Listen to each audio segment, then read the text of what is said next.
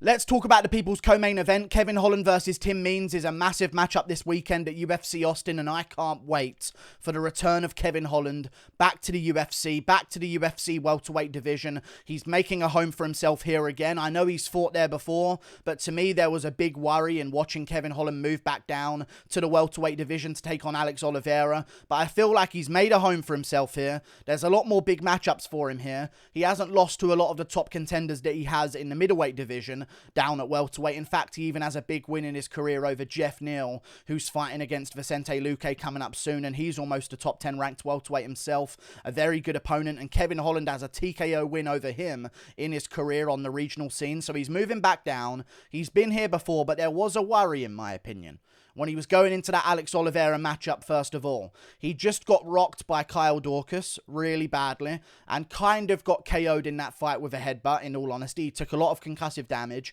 Then he was moving down to fight Alex Oliveira in the welterweight division, and usually there's just a worry, in my opinion, in terms of a frequency difference. Like, there's a speed difference when you move down a division. I said this in Arnold Allen versus Dan Hooker. People were talking about how Dan Hooker's got a real chance, Arnold Allen's not that good, and I was thinking to myself, there's going to be a real speed difference here. And I actually predicted that Arnold Allen was going to go out there and KO Dan Hooker in one round and finish him off for good with a massive speed difference with the hands. And that's what happened. So that's why I was worried originally. But now he's sort of like got himself back into the mix in the welterweight division, got that first fight out the way after being out of that division for a very long time. And now he's got comfortable in that weight class. I think we're going to see a lot of success for Kevin Holland. And the more that he fights in this division and the more active he stays, and, you know, he's still a young guy, so he's going to be improving his game still. And it depends on how he approaches his career at welterweight, but I do believe he's going to be a very good contender. And he's coming up against Tim Means this weekend. Tim the Dirty Bird Means. I wish his nickname was Tim Means Business, because he really does. Tim Means has had a decent career. He doesn't lose to bums, okay? He's very, very good. He's very, very consistently okay, is how I would describe Tim Means, in all honesty. He beats people that aren't quite ready and loses to the people that are going to go on and maybe be something. He beat Thiago Alves. He lost to Nico Price, but he was doing good in that matchup. And Nico Price is a dangerous guy, can get finishes out of nowhere. Tim Means was rocking him all over the place with his hands. And Nico Price scored a black come-from-behind KO win with a massive power shot, and then just followed up brutally on Tim Means when he was on the ground. But in 2020... Tim Means lost to Daniel Rodriguez, and Daniel Rodriguez is very good. Arguably could be 18-0 in his own career, because he's a very, very good opponent, because he lost to Nicholas Dalby. It was a little bit of a robbery, in my opinion. Also, a fight that he had on a regional scene that went to a split decision was a bit of a robbery as well. I think he could very well be an undefeated guy in that weight class coming up. Just got a big win over Kevin Lee as well. But Tim Means can beat Laureano Strapoli. He can beat Mike Perry and look amazing against Mike Perry as well. He can beat Nicholas Dalby, but can he beat Kevin Holland? I don't think he can. I think this is that next level of opponent that he struggled with for his entire career. And I can see Tim Means getting KO'd. He's taken a lot of damage. In all honesty, he used to be more active, but now he hasn't really been as active recently. I mean, he fought in June of last year against Nicholas Dalby, went 3 rounds, didn't look the best in that matchup, kind of won it by controlling Nicholas Dalby where he needed to against a cage and landing the better shots and just out-muscling Dalby in a very close fight. So they sort of went to control time because the shots they were landing were quite equal, and Tim Means won those moments. So they gave it to Tim Means. He didn't look great, in all honesty. Now, Nicholas Dalby is a difficult guy to beat. I get it. He's a very tricky opponent, but I think Tim Means is kind of... And Kevin Holland is... You know what I'm saying? Tim Means, Kevin Holland. It's just kind of a different trajectory of their careers. And I think this fight is going to prove that. I've got Kevin Lee winning this one by maybe a second round KO. I feel like Kevin Lee likes to warm up into fights, and then once he sort of gets into it, takes a couple of punches here and there, he just sort of gets better and better and more comfortable. If you look at a lot of his fights, he got a KO in the second round against Alex Oliveira. He started having some moments against Brunson and Vettori, I guess, but they're just really big guys that are going to be able to out-grapple him because he wasn't the biggest guy in the middleweight division. He's very rangy, and we'll talk about that reach advantage in a second, but other than that, you know, he normally, like, warms up into a fight. He doesn't usually just spark a guy out immediately into a contest. He takes some shots, goes through some adversity, and then gets the job done. Even against Joaquin Buckley, he took some shots, came back, eventually started landing at will on Buckley and put him out badly, knocked his mouthpiece out in that matchup. And I feel like he's going to finish off Tim Means in the second round here. Tim Means, 38 years of age. Near 9 years older than Kevin Holland at this point. Kevin Holland, a young 29, looking to make some improvements, looking to keep going. He spent some time at AKA to improve his wrestling. I don't see Tim Means out grappling him here. I don't see that at all. We've seen Kevin Holland compete in jiu-jitsu tournaments in the meantime to sort of hone his skills and keep busy and keep active in some of those grappling matches, which I think is the best thing any MMA fighter can do, is to compete in those tournaments, because you get yourself used to a competitive scenario where there's a crowd watching, your ego's on the line anyway. I know it's not as bad as getting KO'd or beaten in the UFC in your career, but people are still going to see it as you losing if you lose. So it's got that competitive spirit. There's your ego on the line. I like when fighters compete in grappling matches in the meantime, because it keeps them busy, keeps them active. And I think Kevin Holland's got this one, man. He's got a 6-inch reach advantage over Tim Means. That's going to be a massive advantage in the welterweight division. I mean, Usman's got a big reach for the welterweight division. I believe he's got something like a 76-inch reach at welterweight. And Kevin Holland has got an 81-inch reach. He's a tall, lanky guy with good jiu-jitsu, tricky off of his back, unless you're that big to where you can really outmuscle him. I don't see Tim Means out grappling Kevin Holland, so I think it's going to be a stand-up match. And if it's a stand-up match, I can see Tim Means getting caught. I can see him landing some shots early, though. I think Tim Means is going to come out there and people are going to be like, whoa, Tim Means looking good early on. He's landing some big shots on Kevin Holland, couple of 1-2s here and there. But again, another problem with Tim Means. I'm going to check his record right now, but I would put some good money on the fact that I've maybe seen him get 2 KOs in his entire UFC career, and he's been around for a very long time. So saying 2 KOs is not like saying Kevin Holland's got 2 KOs, because Tim Means has been around for a very long time. He beat John Howard by TKO. He beat Diego Lima by KO. Welcome to the fucking club. Diego Lima gets KO'd by everyone, but maybe he was one of the first. He has got more wins in the UFC. He's got some finishes here and there. He beat Sabajo Marci, but they're all like cumulative shots, really, unless you're Diego Lima, I guess.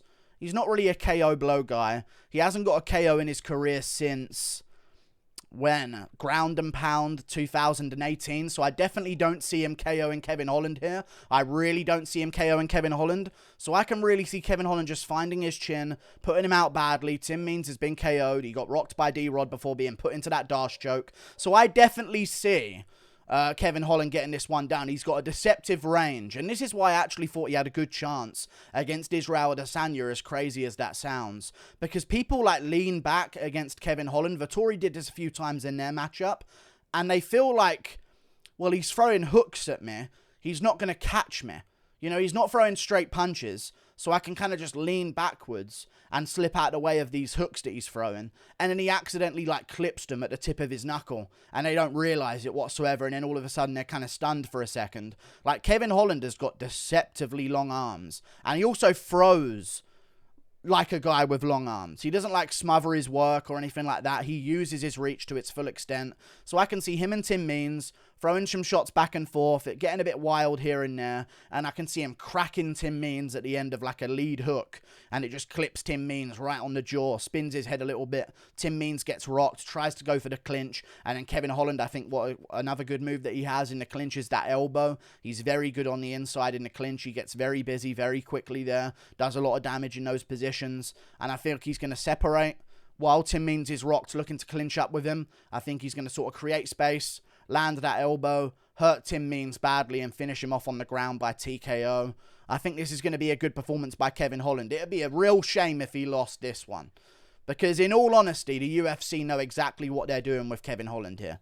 And I do believe there's a lot for him if he wins. A lot of good fights, a lot of good positioning on cards, and I think if he plays it right with the call-outs, there's a guy above Tim Means in the rankings, and no one would really complain about these matchups. And Kevin Holland has got a really good contract, so he'd be getting paid a lot of money. It's not like he needs to I need to get paid, I need to beat a top-level opponent to get that new contract. Kevin Holland stayed active enough.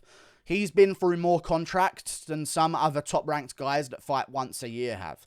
You know what I mean? Because he fought like 5 times in a year and then stayed busy in the next year and fought 3 times or something like that. So Kevin Holland is on the contract of a UFC veteran because he fought twice in 2018. And that was pretty good. He joined in August as well on short notice. August, came back in November and won. Then he came back in 2019, fought 3 times there. 2020, he fought 1, 2, 3, 4, 5 times in 2020, starting in May, because of the whole situation of synchronized sneezing of the world, as I like to call it, to avoid any demonetization situations. Then he fought twice, 2021.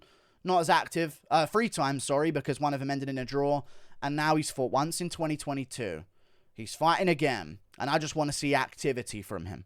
If he wins this one, there's another card in Texas. I know Kevin Holland loves to fight in Texas. 2022, UFC 272 was in Texas. This one's in Austin, which is also in Texas.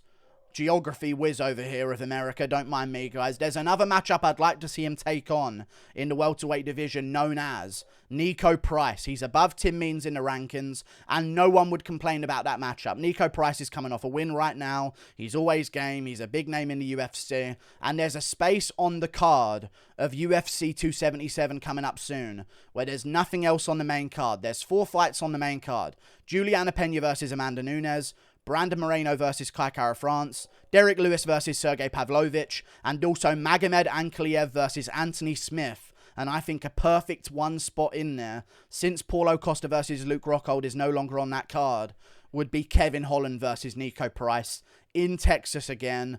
It makes all the sense in the world, and it'd move him on up the welterweight division. And if he wins that one, at the end of the year, give him some time to train and develop himself and get closer to his prime, we can start looking at matchups like, I honestly wouldn't even mind Kevin Holland versus Stephen Thompson as the main event of a fight night at the end of the year.